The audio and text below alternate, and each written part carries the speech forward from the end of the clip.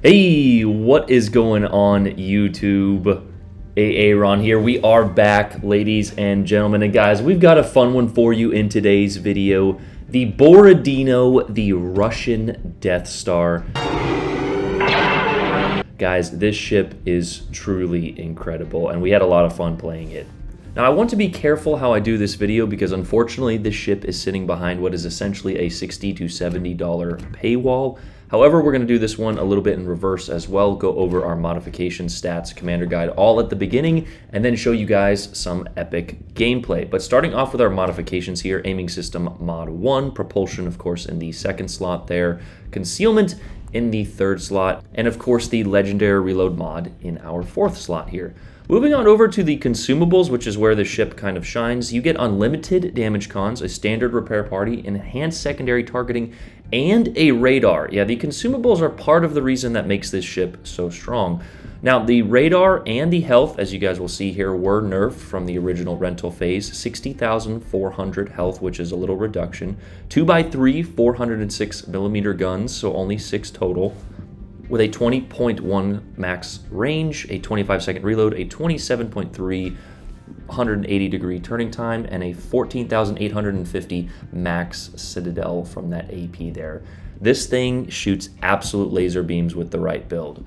Moving on over to your AA defense, it's 71, which is a little low. That is one of the balancing factors of this ship, is that and your maneuverability. 28.7 knot max speed, 1,000-meter turning circle, and a 16.2 rudder. Your concealment is actually pretty good at 13.3 there.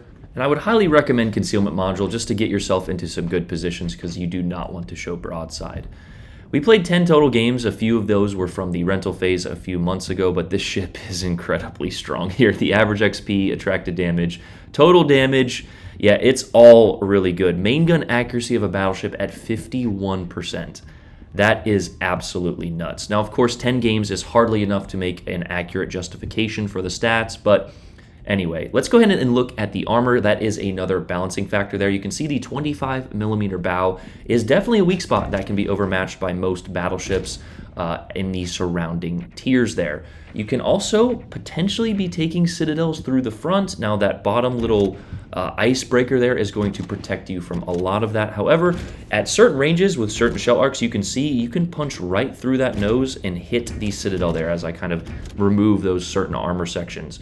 It is relatively well armored. However, if you do show broadside, you will absolutely pay for it. You do also have a little bit of a butt cheek there, as it is called. So just like prison, make sure you do not show your butt to the wrong person here. Also make sure you do not show broadside. I can't wait to delete a few wallet warriors. And again, just make sure you're protecting that cheek. Now there is no front cheek, there is only kind of a back cheek. It kind of irks me, and this is just like a little personal gripe when people say, oh, I shot the cheek of a ship that doesn't have a cheek. A cheek is kind of that slightly angled front citadel plate, which you can access from unique angles that are not necessarily 90 degrees or flat broadside. But yeah, anyway, let's go ahead and look at the overview here. Long reach, superior AP damage, and superior AP pen. A small battleship project developed in the early 1950s. This thing is absolutely devastating. I don't know why this wasn't the campaign. Well, I probably do, because you have to pay about $70 or 18,000 doubloons, I think, in order to get this thing.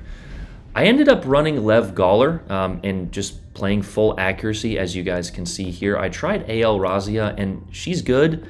I just think accuracy is so much, it's just better in my opinion. You get some absolute laser beams, shells touching each other, and the pen is already good enough. You don't really need those increased angles. Now, we were running gyrating drill bits for a large portion of our game, so you are going to lose a little bit of your speed, however. But considering your only 2 guns are in the front, you don't really need that much speed. Marksmanship as well, and then of course reaching out, XXL. You could make an argument for one of the other perks there. You don't really need that much range truly. And then of course fight fire with fire, Scharnhorst and Cunningham as true marksmanship inspirations there, just to increase that dispersion and grouping a little bit.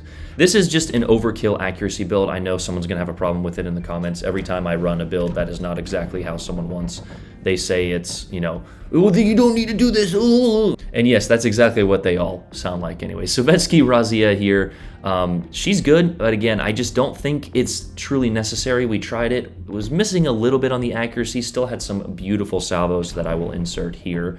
But yeah, that is the build we're running for this game that I chose. and let's get right into it. But here we go, ladies and gentlemen. This game was actually captured last night on stream, of course, but I wanted to choose this one. There were a few epic moments, and it just kind of highlights the strengths of this ship. Now, I am going to insert a few clips here and show the weaknesses as well. Going against AP bombs, I went against an Enterprise last night, actually a few games prior to this, and he absolutely ripped like 20 or 30k of my health in a solid drop. And considering that this ship, like we talked about, only has its guns on the front, a lot of players are going to not want to move or reposition, and that was actually me for a few of these games. Make sure you are angling, however, and when we mean angling, putting your nose at not directly on to the target. As we talked about, you do have a massive 25mm front plate, and if the enemy you are facing, of course, has the overmatch and the wherewithal to shoot that front plate, you can easily get 4 and 5k penetrations, if not citadels, at the appropriate ranges. And here is the moment I realized the failed division was on our flank here on the Bravo spawn at Shards. Probably the worst case scenario for this division. Yeah, again, guys, do not fail division. You will not have a good time. Shards B-Spawn is of course a very difficult flank to play and understand, but especially in a ship like the Borodino with a very wide and large citadel, you don't want to be giving up too much angle to either side, and with a situation like this, considering how much range we have, how accurate our guns are, we can control a majority of this map. I know I get a lot of questions sometimes, Aaron, I spawn at B, but my teammates abandon me, etc. If you spawn in the central location and the situation calls for it, just simply hold that location in a battleship and get all of these crossfires. Now, we don't get the absolute best RNG at the beginning of this game, and part of that is due to the unique trait that the Russian battleships have. I believe they get increased dispersion inside 10 or 11 kilometers, as opposed to the Japanese, actually, who get increased dispersion outside of 14. I think it is. I might be butchering those numbers. But in this initial opening segment and until the battle develops, you want to make sure you maintain that crossfire. As you can see, a perfect example here as that lovely Gneisenau, who did failed division his teammates up into a tier 7 lobby, is finding out that pushing into the situation is not an excellent idea when I have this position here. Now again, only a few overpens and a few penetrations, but you can see how accurate those salvos are. If we get the proper ship, as JC gets a beautiful dev strike with the Siegfried, that is definitely a ship I'm going to have to revisit, especially with her recent buff. But these crossfires right now, we are getting, all of these battleships are broadside and completely unaware. They're probably new players, they probably don't know, but again, a PSA, don't fail division. Now, something else you really don't want to do in this ship is simply sit in the back and bow tank. I've seen it already with all of the Borodinos already out there. You are not going to be effective for your team. Now, of course, in the opening moments of the game, just like we talked about, getting those crossfires is essential. But now, as the game is flowing, and like we talked about in our Battleship tips and tricks video, read game flow and have some situational awareness. By moving up here, we are developing even more crossfires, as you can see on this Riga here. So again, a lesson to my Battleship players as we take this shot at 18.5 kilometers. Not the highest percentage of shots, however, as you will see here in just a moment, as our damage is only at about 20,000, we do get a few nice penetrations and one overpen, taking us up to 31,000 in our first legendary reload modification. By moving up here and putting my ship in a position more advantageous to our team, we are able to not only attract more damage, but also dish out more damage. And just like we talked about, the closer you get in Russian ships, the more effective they become. Now, do be cautious of the HE spam in this ship. They did decrease the health, as we talked about. However, with the unlimited damage cons and certain builds able to get up to 5 heals, you shouldn't worry as much as the standard Russian battleships with the limited damage control parties. I honestly do feel a little bit bad bullying a tier 5, especially in this ship, but you can just see that accuracy. Even at 10 kilometers there, a few of those just missed the Citadel, or honestly probably overpenned it, but a massive hit on him.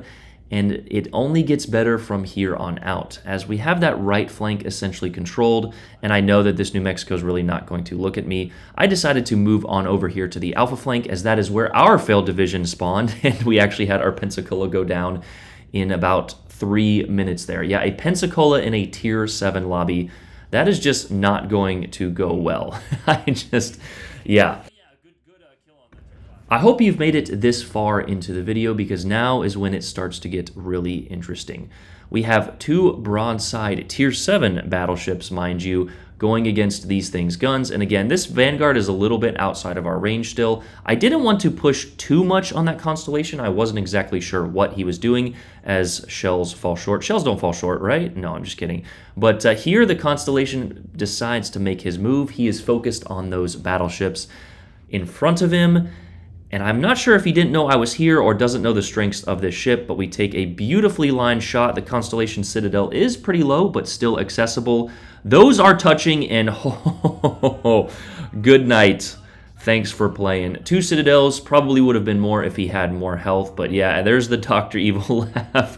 Those were inside of each other, and a quick 40 to 50,000 damage added to our damage total with the beautiful Dev Strike. I need to make that into a YouTube short. Next on the list, though, is this Vanguard, and you can just see that accuracy, that grouping, that dispersion is just oh so beautiful. There's 15,000 damage, and we didn't even hit all of the shells. He started to turn out, and I wish he would have stayed broadside. However, by correctly leading those shells, aiming slightly up as we often do, hitting the upper armor belts and superstructure still lends you to get full penetrations and a massive amount of chunk damage, as we will indicate right here. I was waiting for him to either decide to make a turn one way or the other. I thought he was going to turn left to chase that Colorado. He decides to kind of keep straight here. So as a result, we elevate our lead just a touch and get another beautiful few penetrations, which actually ticks us the high caliber.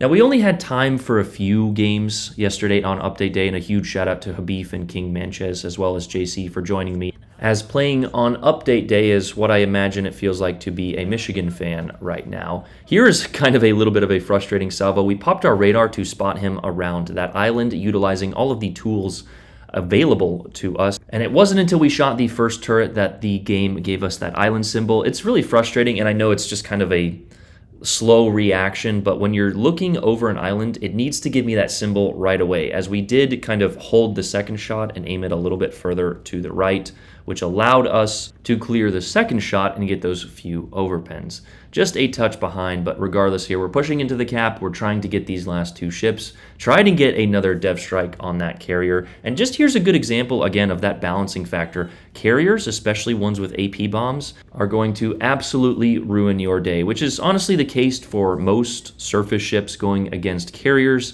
I don't know why they're in the game. They're such a... I just feel like carrier players watch from the chair facing the bed in hotel rooms. But anyway, moving on here, as we do actually get the assist in capture. This game, of course, is by far from what we would call competitive, but I just had a lot of fun playing this ship. We didn't get too many of these games last night. Again, Update Day, you either get the team who has no posable thumbs or the all-star team. You're either the Washington Generals or the Harlem Globetrotters. There is no in-between, I feel like, on Update Day, which is kind of sad. I do enjoy the more competitive games. We had one the other day on our 9-hour stream going against CRD Swifty and his division. But anyway, here we are finishing out this game. Just going to go ahead and speed this one up a little bit, and then we're actually going to talk about how to get this ship for the least amount of real-world dollars. Because leave it to Wargaming to give us a rather mid-campaign with a few decent ships, of course, either in crates or behind a paywall.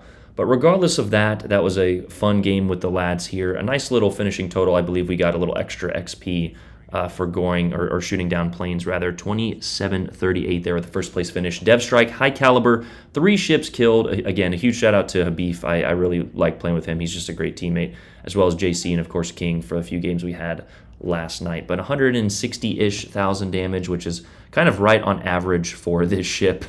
This thing is really strong, and it's a lot of fun. Now that being said, unfortunately the ship is of course behind a paywall. I am going to do a video on that because this update is somewhere near $500 worth of content. But regardless of that, you will need to spend 12,500 drachmas, or whatever they are called, of the event currency. You can get 6,000, I believe, with the Admiralty backing. And I don't know why you guys don't watch till the end of the video, as in yesterday's video. Despite the Velos being a not so strong ship, I always recommend getting the campaign or the Admiralty backing. You guys got to be smarter than to just read the title. But anyway, it's going to cost you about 18,000 doubloons, which is right around $70 US in the store here. I think you need 18 crates plus the Admiralty backing, of course, in order to get enough of the drachmas. Like I said, I think you could get 6,000 from the campaign, 2,000 from the event calendar, which is going to cost you some resources. I'm not a huge fan of dropping ships this way, which is why I'm sort of hesitant about doing this video. I really enjoy the ship, that's my honest opinion. However, no ship is worth $70 or $80 unless, of course, you have the means. I know a lot of people, absolute whales out there, their life is complete. They've got a great job, all their bills paid. By all means, go out and whale this ship. It's a great ship. If not, you can accomplish very similar games in other ships. I'm not a huge fan of the event type ships like the Ohio. We just had the Vallejo, but alas, that is for a different video. I hope you guys enjoyed this one. Let me know what you guys think. Is Wargaming pushing it too far? We are going to be doing a video on the aggressive monetization in this past update, in the past few updates. But anyway, love you guys. Take it easy. I'm out. Peace.